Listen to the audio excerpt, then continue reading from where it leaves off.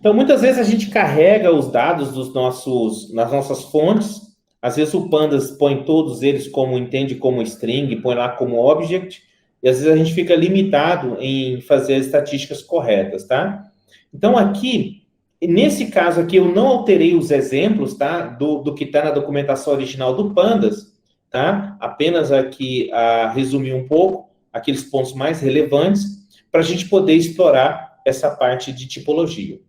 Então, o Pandas, ele utiliza aqueles tipos que nós vimos lá no NumPy, o float, int, né, booleano, né, aqui time delta, date time, todos esses tipos padrões do float, do NumPy, são suportados pelo Pandas, até porque ele opera sobre, né, a raiz do NumPy.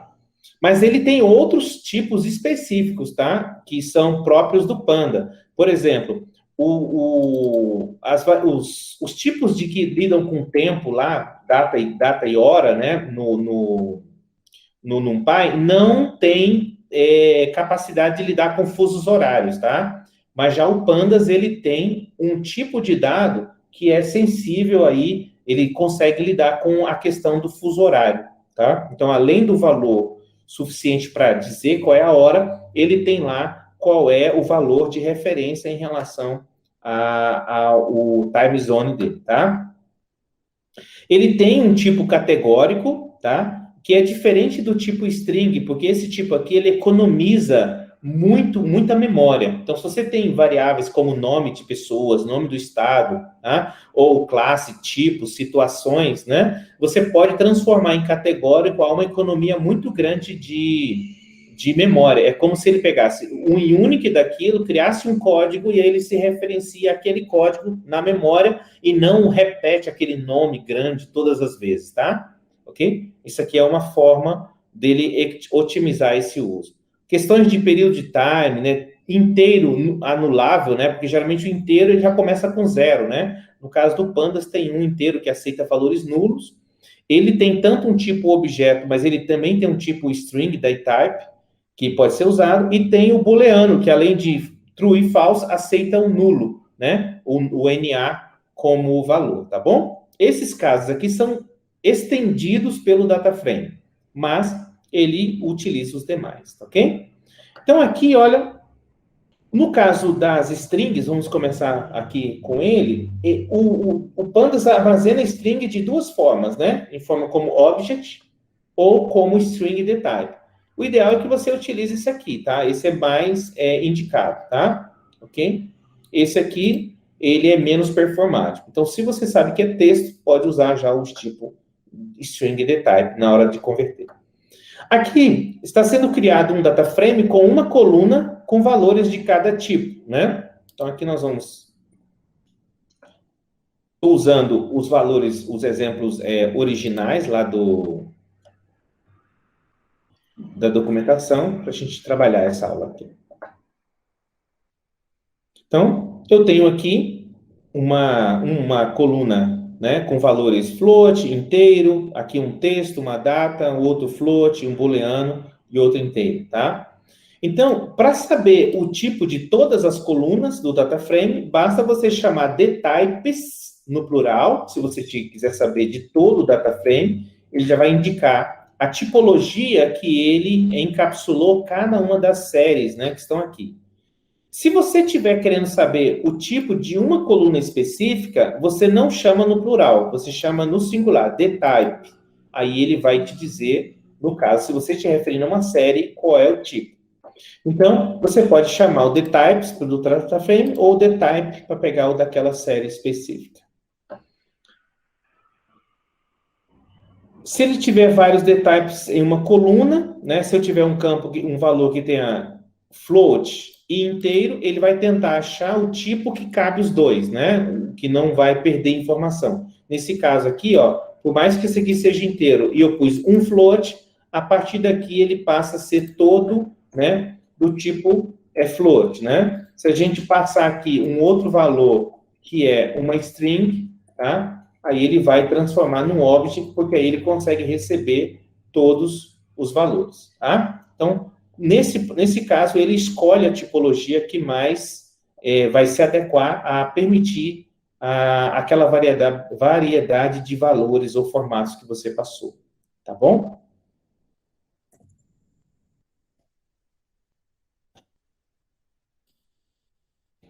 Aqui, ó, já como tem um texto, vai para Object.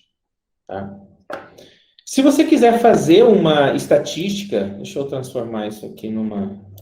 Se você quiser fazer uma estatística, saber quais colunas são de que tipo no seu data frame, tá? Você pode chamar esse método aqui, que é o método, né, thetype.valueCounts, e você faz já uma estatística, ou seja, quantas das minhas colunas são de que tipo, tá? Então, nesse caso, ele já fez, ó, você tem uma coluna float, uma, tá? E assim por diante. Isso aqui pode ser utilizado.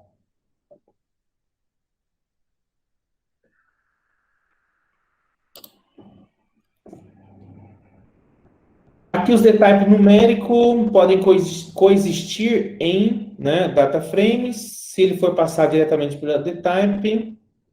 Ok. Então, nesse caso aqui, olha, por mais que eu passei, né, o dtype float, né, 32, assim, como eu passei o dtype float 32 na indicação, tá? Mesmo eu passando valores numéricos aqui inteiros, ele vai, né, a propagar esse tipo aqui para o meu data frame, tá? Como o tipo padrão dos meus objetos, tá?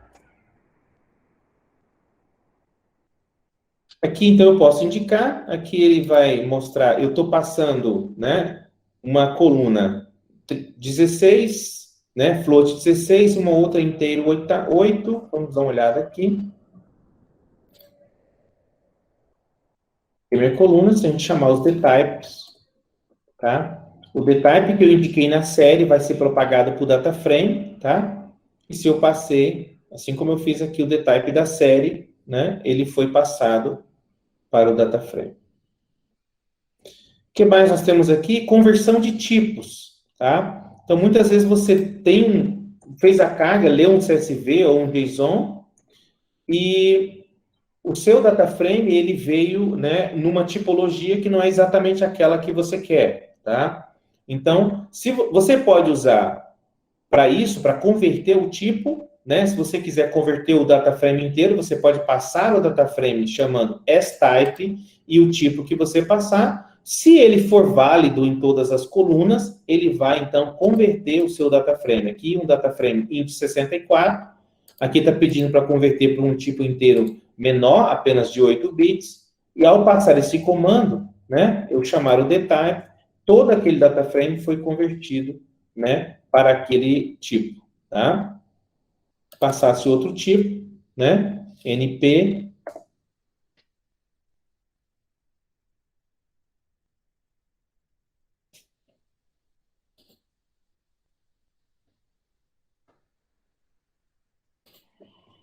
Ok? Todo ele foi convertido aquelas colunas, né? A e B foram convertidas, tá? No caso aqui, porque são possíveis de conversão, foram convertidas. Essa aqui que não foi afetada, né? Que é a B e C, permaneceu como o tipo int, tá? Então, você pode fazer dessa forma, ok? Se você pegar e não precisar colocar aí que é coluna A e B, deixar ela vazia, vai mudar o... Não, aí ele vai fazer em todo o data frame, né? Isso. Ok? DT, columns must be the same length, né? É porque aqui, ó, se eu fizer Isso, assim, vai. né? Aí ele vai converter todo o data frame.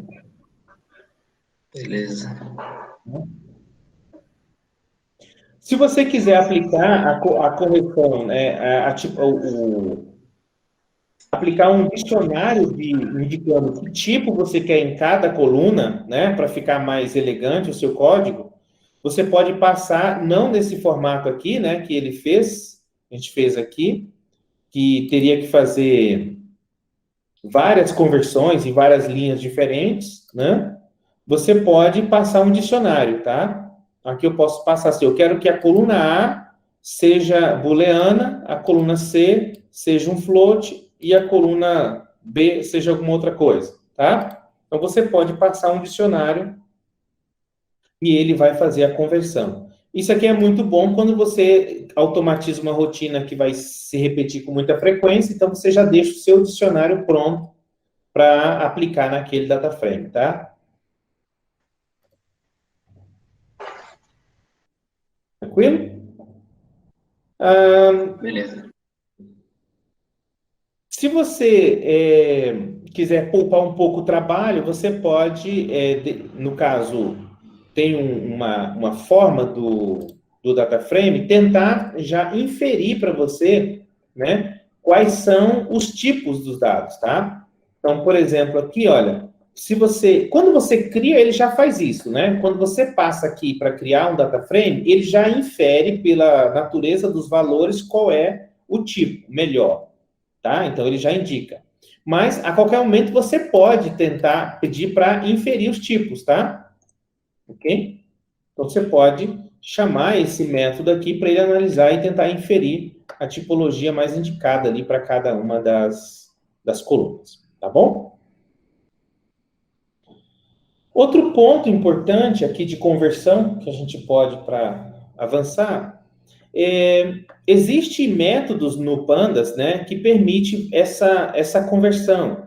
Então, como por exemplo, o Pandas to Numeric, onde eu posso passar, né, qualquer aqui array e ele vai transformar ele, né, em uma sequência numérica. Então, eu posso já criar um data frame com os dados já todos convertidos, tá? Caso eu tenha essa necessidade.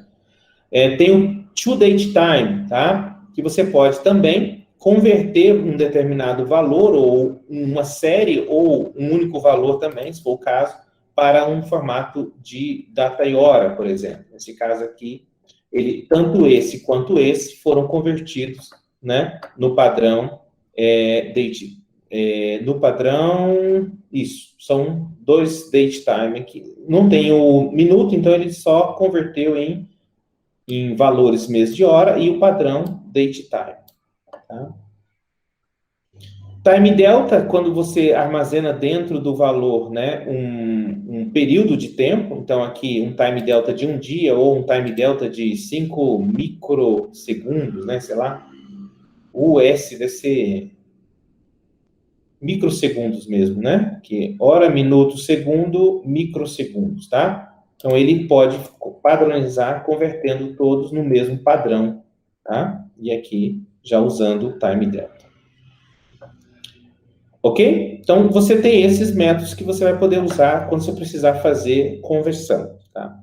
Geralmente, quando você faz algum tipo de conversão, pode ocorrer erros, né? Ok?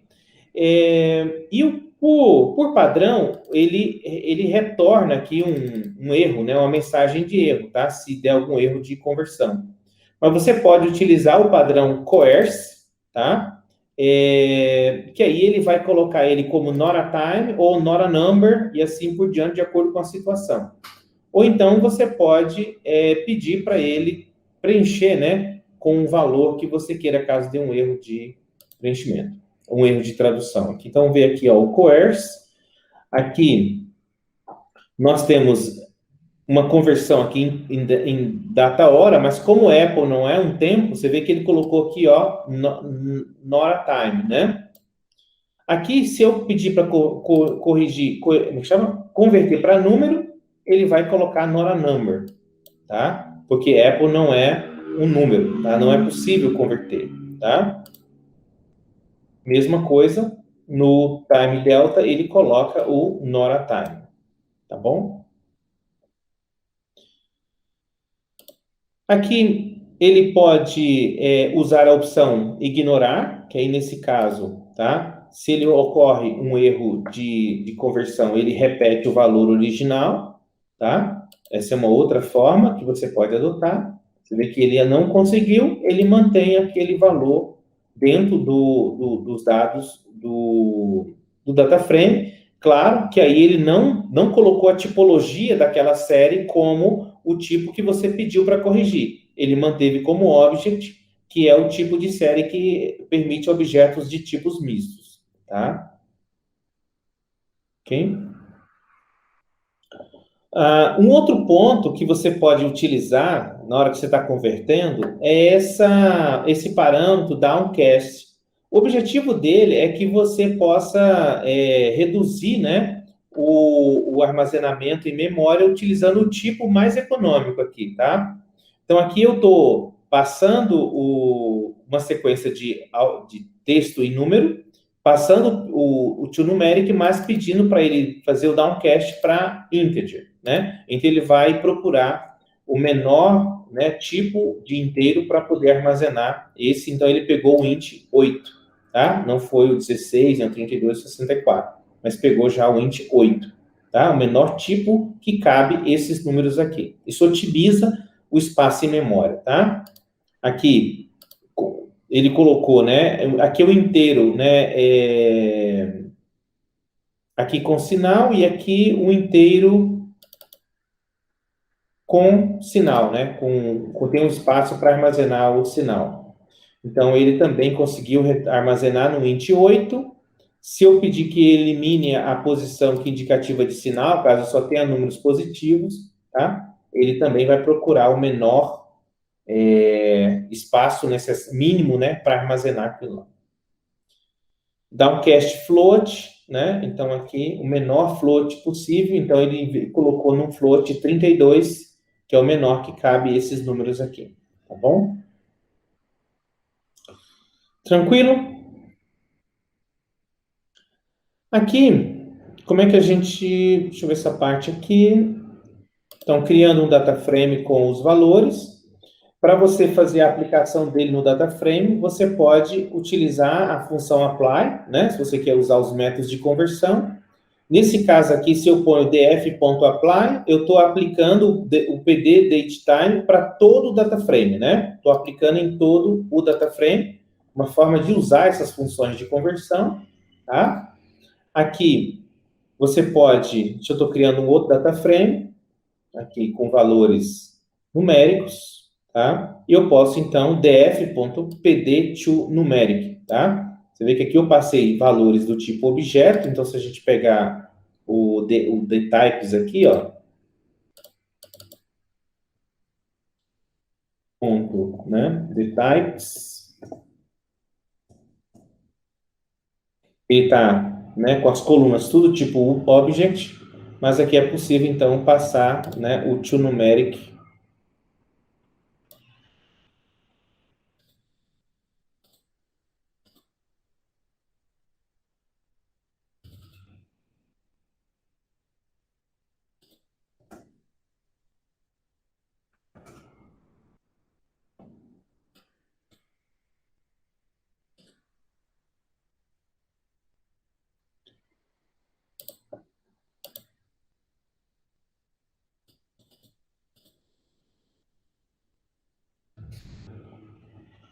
Passar o PD numeric e os dtypes, né? Todos foram transformados em tipos numéricos, de acordo com o que for melhor ali, tá? O outro ponto, às vezes você tem um data frame com vários tipos e você quer assim, me dê todas as colunas do tipo inteiro, ou todas as colunas do tipo booleano, né? Você quer filtrar as colunas pela tipologia delas. E esse é um recurso interessante que tem. Então, aqui só vou configurar o data frame com vários tipos, tá? Aqui um data frame com tipos de diversos formatos. E você pode fazer esse tipo de filtro. Dependendo do caso que você quer automatizar, conversões ou checagens do seu formato esperado, data frame, você pode usar essa lógica que está aqui. Então, o data frame, ele tem esse método select the types, onde você fala assim, ó, me mostre ou me liste todas as colunas do tipo booleano, tá? Então, ele já vai gerar um data frame, já passando aqui, com isso aqui ele vai gerar, né, a lista de colunas que são data frame e vai resultar no data frame só com aquelas colunas, ok? Se você quiser, por exemplo, aqui eu pedi include bool, né? Eu posso passar o nome assim, o tipo aberto, a classe, ou o nome da classe, né? O nome, e ele também traz. Aqui um outro exemplo, eu quero as numéricas, não importa se float, int, o que for, e as booleanas, né? E das numéricas, retire aquelas que forem inteiro, não sem sinal, né? Okay? Então, ele faz esse tipo de operação de seleção do data frame. Eu já retornei o data frame só com as colunas daquele tipo. Ó, se eu quero só as que são do tipo object, para eu poder fazer algum tratamento, tá? Ou quero checar se existe alguma do tipo object, tá? Então, assim por diante. Tá bom? E aqui é só para a gente ter uma ideia das tipologias, fechando essa aula aqui. Quando a gente pede um do tipo number, por exemplo, tá? No caso do Pandas, todas esses tipos aqui são filhos dessa. Então, você pode pedir um tipo mais genérico, como number, ou você pode ser mais específico, tipo integer, tá? E aí, qualquer desses valores cabe dentro desse aqui. Ou você pode ir sendo mais específico ainda. Eu quero um integer com sinal. Aí ele tem um subgrupo muito menor. Ou um integer sem sinal, que aí eu tenho um outro subgrupo diferente aqui, que é o unint, né? Ou seja, então, todos esses tipos cabem dentro desse, esse aqui cabe dentro desse tipo, tá? Essa é a forma. Só que cada um desses é mais econômico em termos de memória e processamento. Então, se você sabe o tipo certinho do seu dado, é um int de 8 que eu tenho aqui, e eu tenho bilhões de linha, use o int 8. É menos memória que você vai gastar no seu processamento. Tá bom? Ok? Deus abençoe ricamente a vida de vocês, viu?